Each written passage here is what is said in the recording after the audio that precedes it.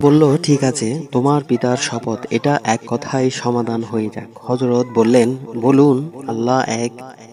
আমরা ওইসব পূজা ত্যাগ করলাম। হযরত বললেন, বলুন আল্লাহ এক। আমরা ওইসব পূজা ত্যাগ করলাম। এই কথা শোনার সঙ্গে সঙ্গে সবাই হযরতকে ত্যাগ করলেন এবং যা বলে গেল কুরআনের কথাই। এদের নিকট এদের মধ্য হতে একজন সতর্ককারী এলো।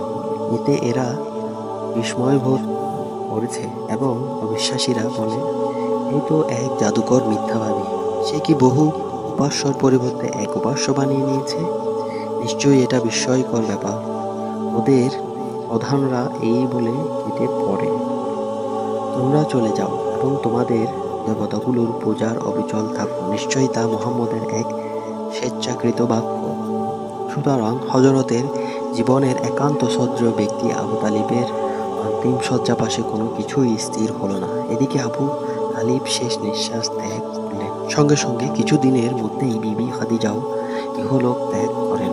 এমন দুজন একই বছরে হযরতকে ছেড়ে গেলেন, যাদের তুলনা ছিল না। হযরতের জীবনের প্রথম অধ্যায়ে এই দুজন মানুষের সক্রিয় সাহায্য, সহানুভূতি, সমবেদনা এত বেশি যে তার সমস্ত জীবনে এদের তুলনা ছিল না।